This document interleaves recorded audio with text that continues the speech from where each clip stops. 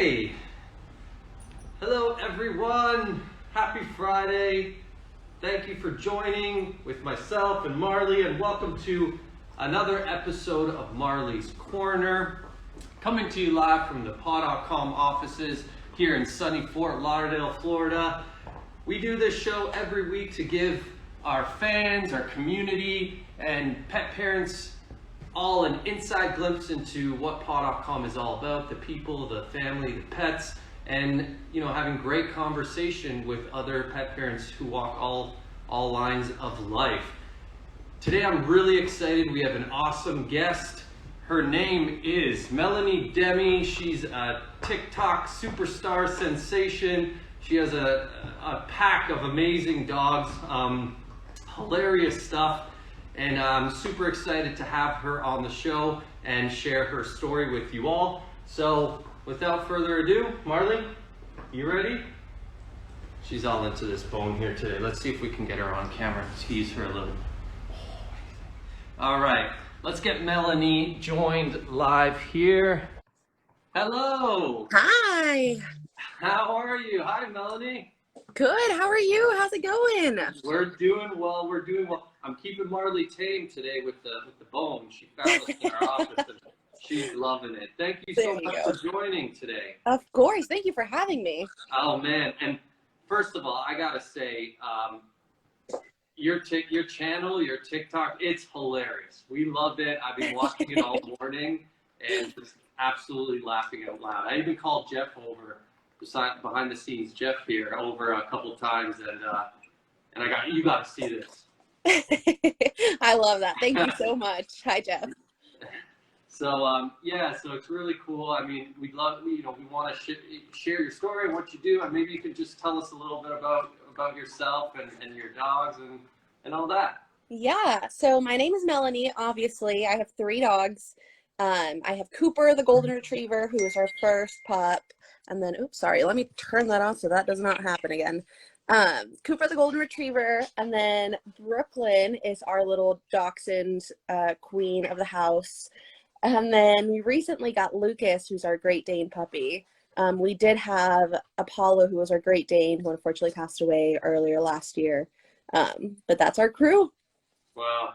Yeah, it's incredible. You do such a good job at portraying all their personalities on your TikTok channel. 700,000 followers. Wow. We grew very unexpectedly, but we love what we do, and we feel so lucky that we have that audience there to kind of just follow us on our journey and laugh along with us.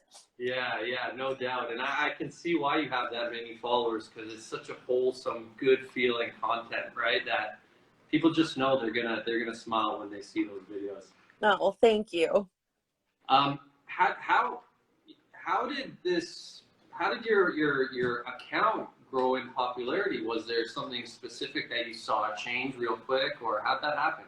Yeah, so for Instagram, it's been slow but steady growth. We've had our Instagram account for, I think, like 3.5 years. And it's been recently that we've seen growth there, but TikTok, it kind of just exploded, and it exploded because of videos from my Great Dane Apollo, who passed away. He was diagnosed with lymphoma, and so what we did is we created a little bucket list for him. We didn't know how long he had with us, but we just knew that we wanted to spend however long it was together and doing the things that he loved, and people seemed to love those videos, and that's kind of what exploded our channel there. Oh man, that's amazing. Do you have any best memories of that bucket list, like something that really stands out that you think about to this day? Yeah, 2 things. We took a couple of road trips. The first one was to California, so that he could go see like a real beach. We're from Texas, and the beaches here are just not. They're fine, but they're not great. So we drove to California and took him to Huntington Beach, where they have like one of the most pristine dog beaches ever. And watching him just like run along the beach, make some friends, like swim, was just incredible. So that was definitely up there. And then we took another road trip to Colorado over the summer, because the Texas summers get really, really warm, and it was uncomfortable for him. And so we went up to Colorado to the mountains where the weather was cool and beautiful, and we just went hiking and explored, and it was perfection. That's such a great thing to do. I mean, it's tough, and I always say though, there is nothing bad about having a dog. Everything is amazing. The Yep. one thing is that they don't live as long as us, and to lose somebody a fantasy. I'm already they're such part of the family. I'm like somebody. They are. To lose them, they stay with you forever. I know Jeff mentioned one Yeah, of his favorite dogs was a Great Dane. yeah, I have a soft spot, and I love that, Melanie, that your Danes don't have their ears docked, because mine didn't either. I love the big floppy ears. Yep. The second dog I ever had was Logan. Logan was a Great Dane.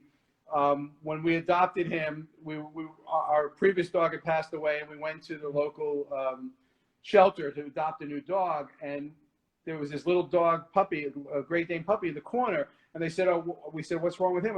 He's sick. What's wrong? He has worms. We said, like, so what? So we adopted Logan. He was 8 weeks old and 24 pounds already. And Wow. I think I read that Apollo was 150 pounds. Logan was 170 pounds. Oh my He would goodness. put his paws on my shoulders, and he was taller than me. He'd sit in the car next to me like a human sits, Yep. with his butt up, Yeah. And then I'll just tell one quick story. And he only lived to be 8 years old too. I mean, the larger dogs, unfortunately, don't live as long. I had a Chihuahua that lived to be 19. So to put it in perspective. Yeah. But the funny thing, when I got Logan, and then I'll let you talk, sorry.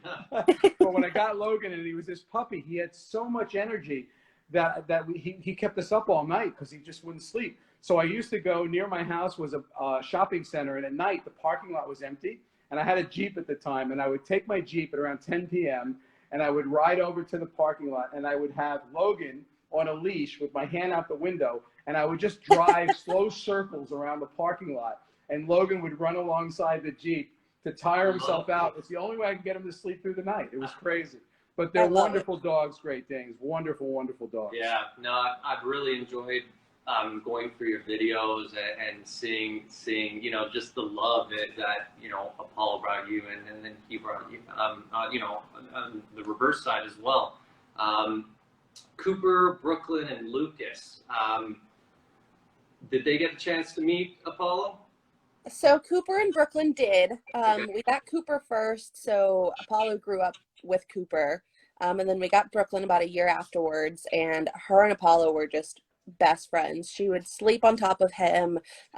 It was always hilarious going out to like a brewery or a restaurant, and we'd have the two of them together, and people would be like, how does he not eat her, like step on her? And he was so gentle with her. They had a very, very special bond. Lucas we got after Apollo passed, so they unfortunately never got to meet, but well, it sounds like they all get along really well, they do. Which is great. I love their names, by the way. Thank you. That's the first thing we were talking about. Brooklyn, I love that name. Cooper, any story behind those? Kind of. So Cooper, I don't know why we settled on Cooper. It just seemed fitting. He was a rescue, and his shelter name was Arturo. And we were like, no, that's not fitting. So we settled on Cooper. We got Apollo afterwards, and we wanted to have some like Greek mythology names, big dog, big name. So we got Apollo, and then when we got Brooklyn, we were like, okay, well, we already have A and we have C. Let's do a B, and then we'll have ABC. Yeah, makes sense. And so we picked Brooklyn because she is just sassy, and it fit her perfectly. But my favorite story is we have Lucas, who we got after Apollo passed away, and my grandpa had actually passed away a few weeks before Apollo, and he was very special to me. And so when we decided to get Lucas, I knew I wanted a name to kind of honor him. And what we ended up doing is my grandpa used to feed ducks at the park, and his favorite duck, he had named him Lucas. And so that is how Lucas ended up with his name. That's really sweet. I love that. Yeah, it's incredible because I mean, one dog is it could be a lot to go through your daily life and take care of them, but you have three. we're always talking about getting Marlie a brother or sister. You have any advice for anybody watching who's looking to expand their pet family and get another four-legged friend and how to maneuver that? Yeah, I will say 1 to 2 is a big jump. It is definitely a lifestyle change. 2 to 3 really wasn't that hard. I guess my biggest piece of advice is just figure out what your lifestyle is and what you would want a second dog for. And if that's running along, running a trail or going swimming or being a couch potato, and just taking that into consideration when you're looking for a breed or if you're going to adopt, just make sure that you're paying attention to what the dogs are going to need. It wouldn't, if Marley likes to sleep on the couch all day, like like right now, exactly. Would another dog that's going to come in and like destroy the entire house and always have a ton of energy, that probably wouldn't be maybe it will, but just keeping an eye on that and making sure that you're not only paying attention to your lifestyle, but what your other pup is, and getting a dog that's going to mesh well with them. Yeah, no, I totally agree. I would definitely need another dog that can take naps as efficiently as Marlie. I love those stories about, Apollo's bucket list. And I know you guys love to travel with your dog. I saw it throughout your TikTok channel. Do you have a favorite doggy friendly destination that you visited with your pup? Yeah.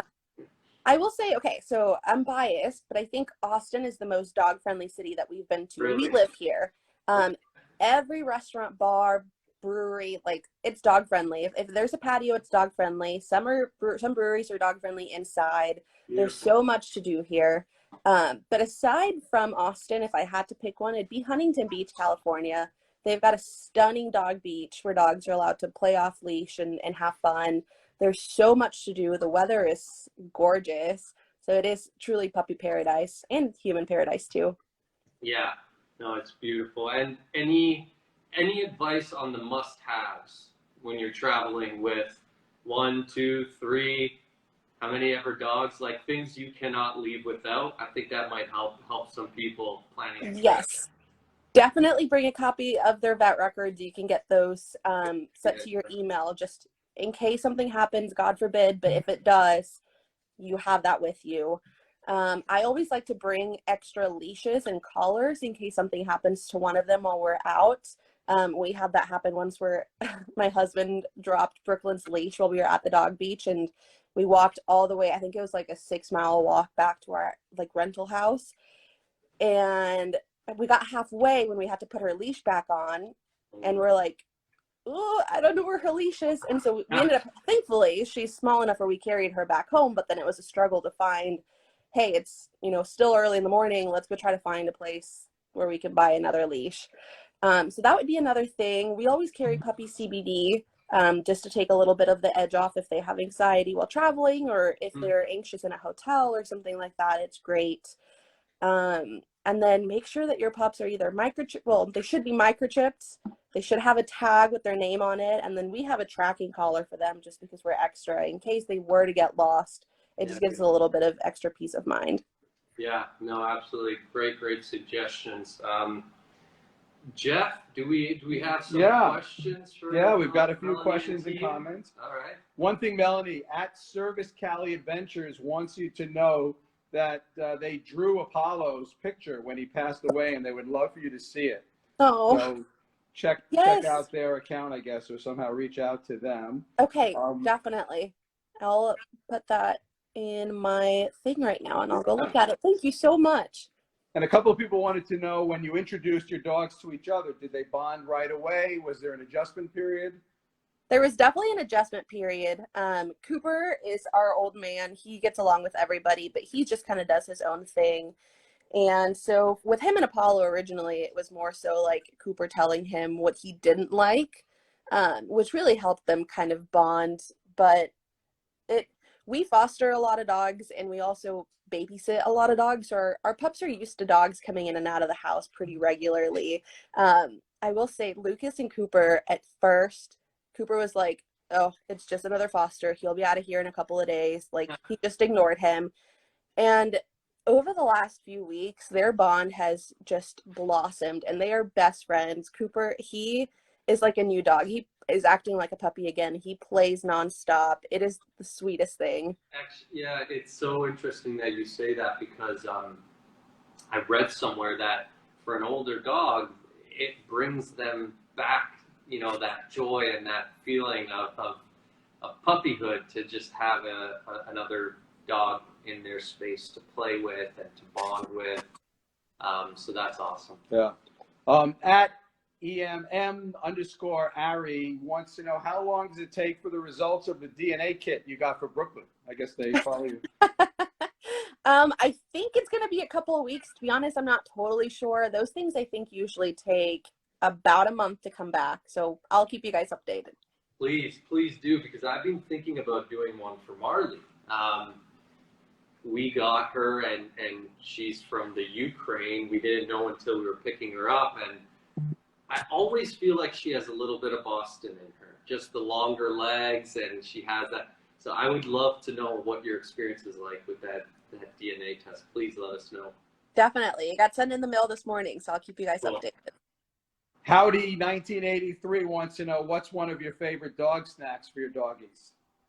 Dog snacks. That's a good one. Our pups love sweet potato. We have dehydrated sweet potato chews that they'll chew on whenever we're leaving the house. And then if we're ever cooking sweet potatoes, I always like to have some that are just totally plain. We'll chop them up and we'll put them in their food the next morning. They are obsessed with them. Nice. The NorCal Queens _Frenchies wants to know if the puppy CBD helps with itching, or is it just for calming? It can. It depends on the reason that the dog is itching in the first place. If it's just a little itchy, then it can. But it's hard to say. It just really depends. Along the same lines, Mr. Monty _dog asks, how long before traveling should you give a CBD treat? Right before or an hour or so? That's a great question. It depends on how long you're traveling. Usually an hour before is great. If we're doing a road trip, I'll do it an hour before, and then about halfway through, I'll give them another dose just to, if we're in the car for 8-10 hours, just so that they have another round of it to kind of keep them calm. Cool. C_Quan is asking, what brand of DNA testing did you use? They heard of Wisdom Panel, but they're curious which one you used.